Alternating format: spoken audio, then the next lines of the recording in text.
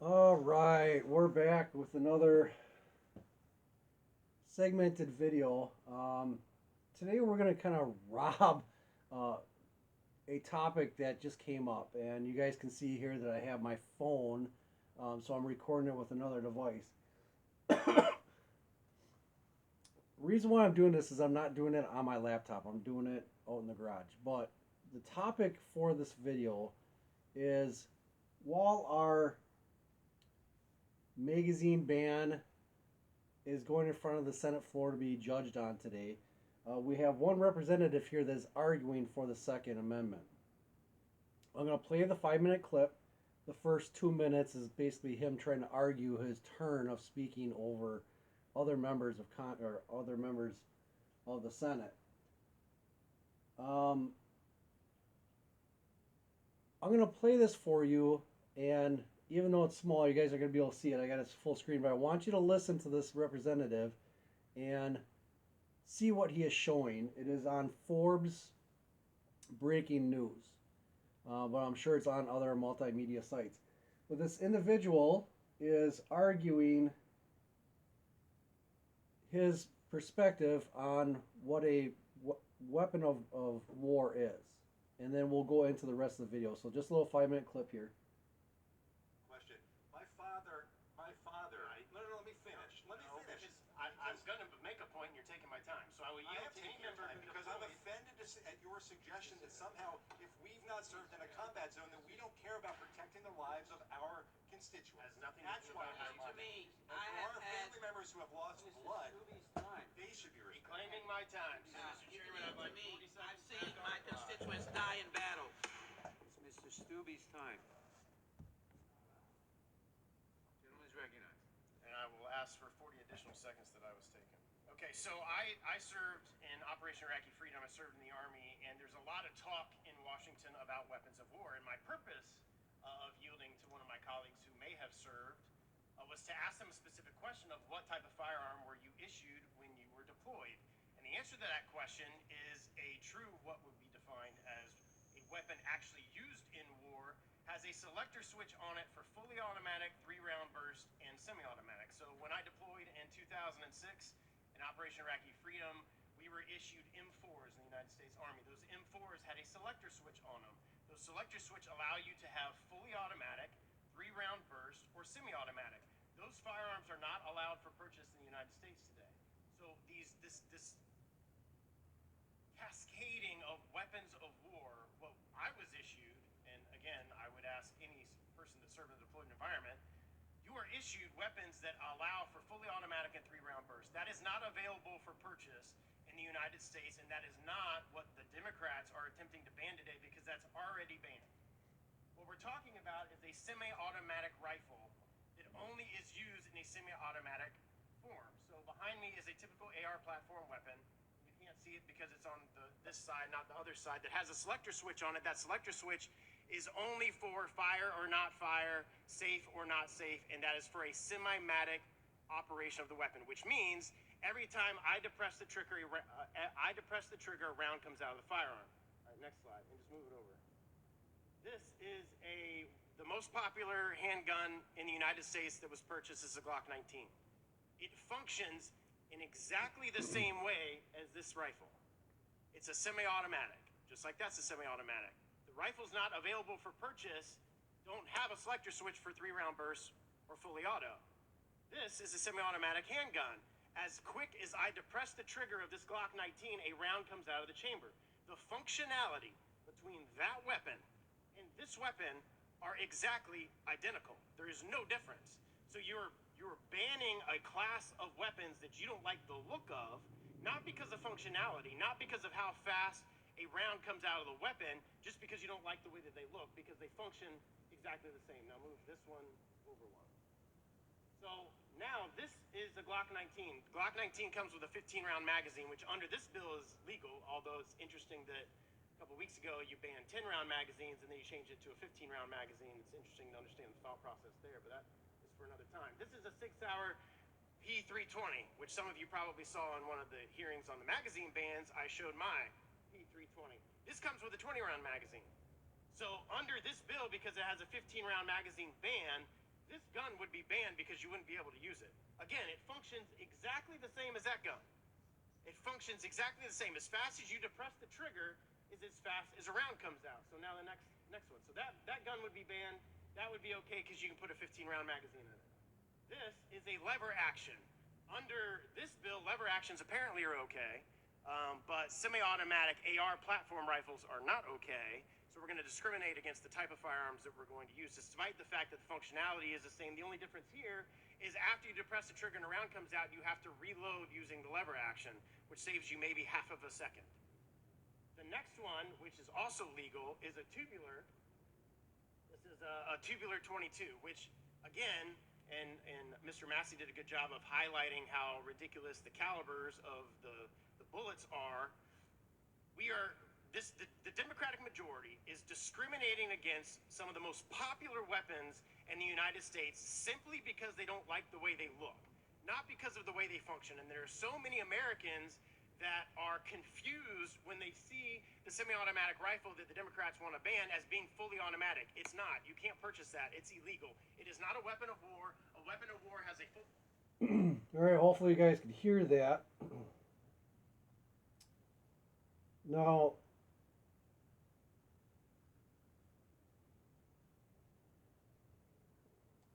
that was Representative Greg Staub from a Republican from Florida.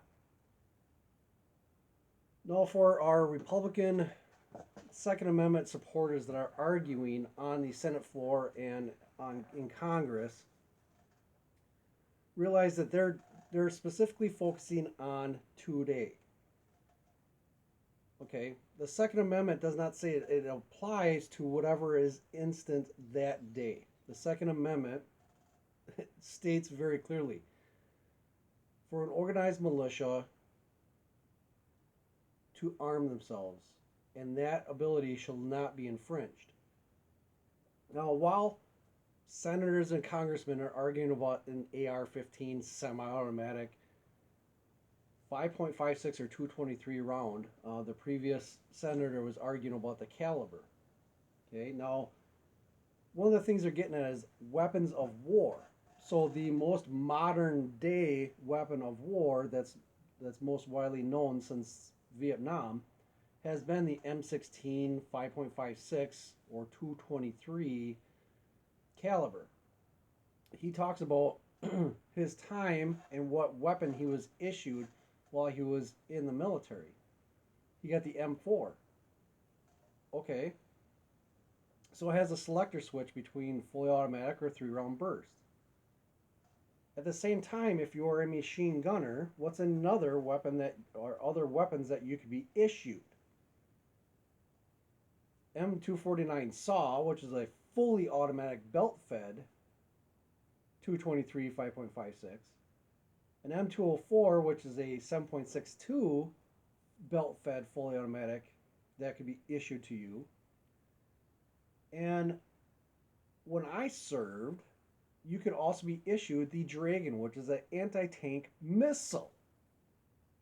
Today, individuals are being issued weapons like the Javelin, which is also a shoulder-fired weapon.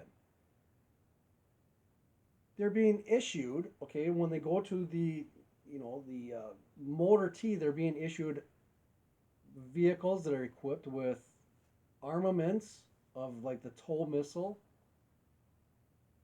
50 caliber fully automatic felt bed M2 machine guns. Even pilots are being issued a certain aircraft. So when they get in an aircraft, they have access to large millimeter machine guns, Gatling guns, missiles that have distances up to 70 to 100 miles, anti-ship missiles. Are those considered to be weapons of war? Where are they drawing this line of weapons of war? Because if they're literally saying that weapons of war should be illegal, who's to say this hatchet that was used by the Indian Indian tribes back in the the birth of this nation and the move out west, this is considered to be a weapon of war. Our nation was formed off of the musket. Are those illegal? Those are weapons of war according to their definition. The Second Amendment goes to the extent that it advances as a right for people to own those things to protect themselves against a tyrannical government. Individuals have the right to defend themselves against the government. That's the Second Amendment. It doesn't matter if it's a 223 or fully automatic, because literally military, they're issued full belt-fed machine guns. They're issued jets that can carry missiles. They're issued jets that can carry nuclear payload.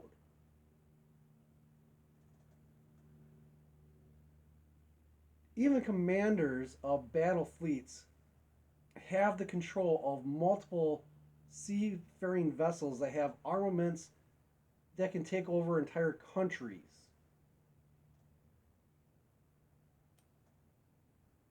The Second Amendment defends that everybody has the ability to defend themselves against the government in any means possible or necessary through a regulated militia, well-organized militia.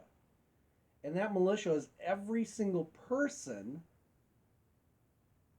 that the Constitution is written to protect. Every single person.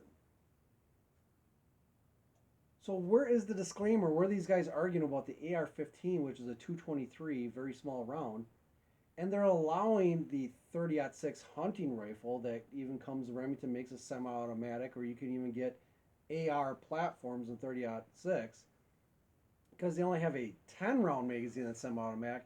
That's not a weapon of war. Guess what? The 30-06 was a rifle specifically designed for war. It wasn't until the Geneva Convention of war limited to what calibers what was being used in war.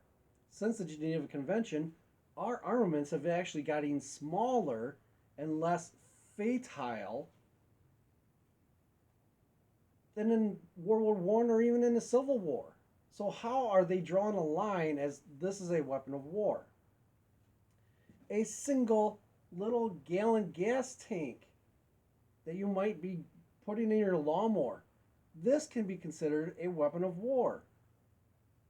Because of with the right ingredients here, this becomes an explosive, correct?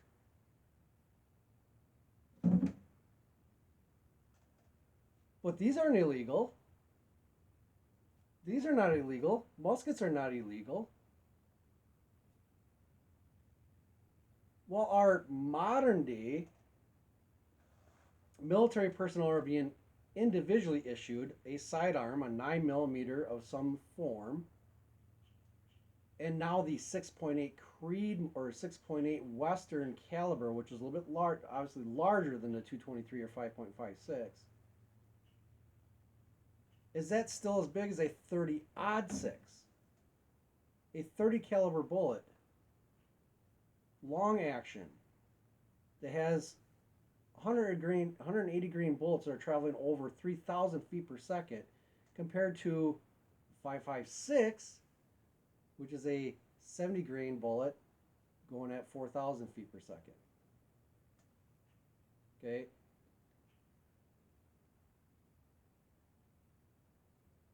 Gatling guns. Well, it's illegal to have those. Guess what the Confederates and that had during the Civil War? They had musket-style Gatling guns. They had magazines or belt-fed machine guns, all the way up to 50 caliber black powder style. Weapons of war, are those illegal? No. Cannons, our tanks, our artillery, 120 millimeter, our mortars, weapons of war, right? No magazines whatsoever. Weapons of mass destruction, weapons of war, they're illegal for the citizens to have. while our representatives are arguing about the AR-15, I don't think they've taken it to the level that they need to argue. Well, they're arguing about 15 or 30 round magazines or the rate of fire because of the trigger pull or fully automatic or semi-automatic. The Second Amendment doesn't state whether the function of that weapon is capable of doing that. It doesn't state that at all. The Second Amendment states it shall not be infringed and it should not be limited to weapons of war.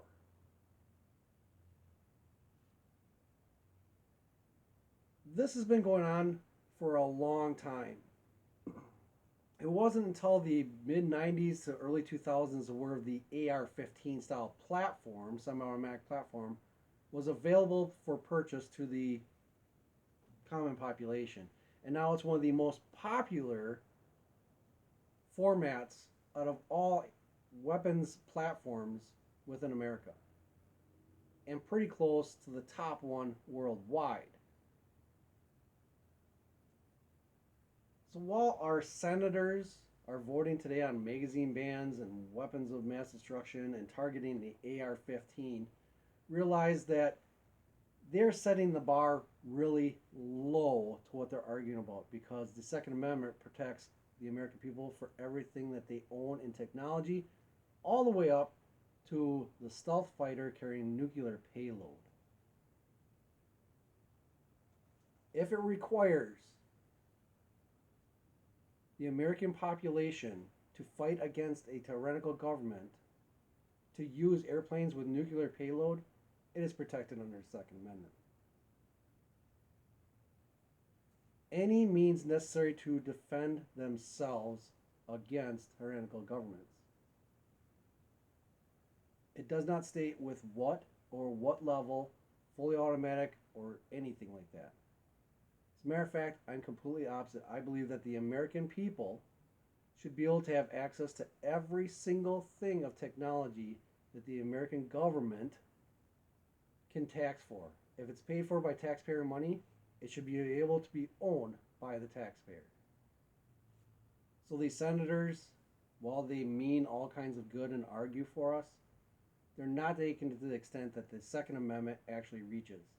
The Second Amendment protects Americans at every level of technology available. Weapons of war. Really?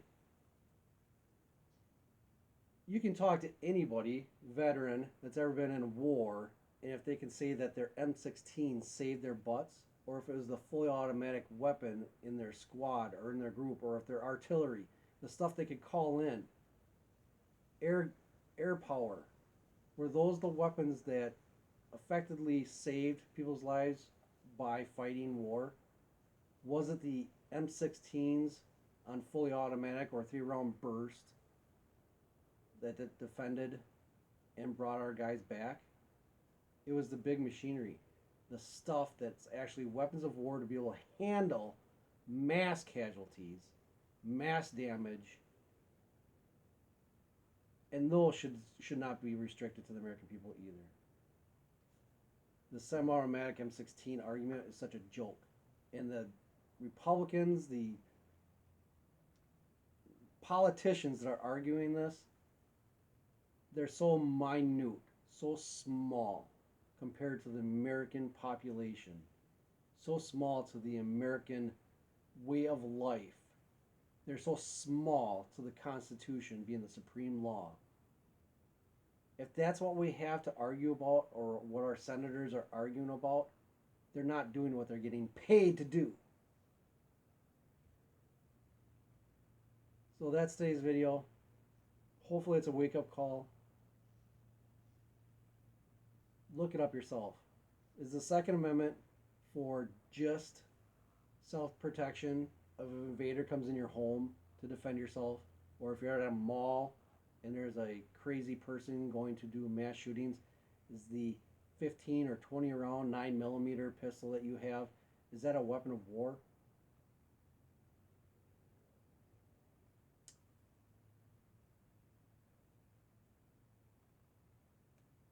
It should not be restricted, and our senators and our politicians that represent us should be arguing that amount of protection and freedom. So with that, have a good one.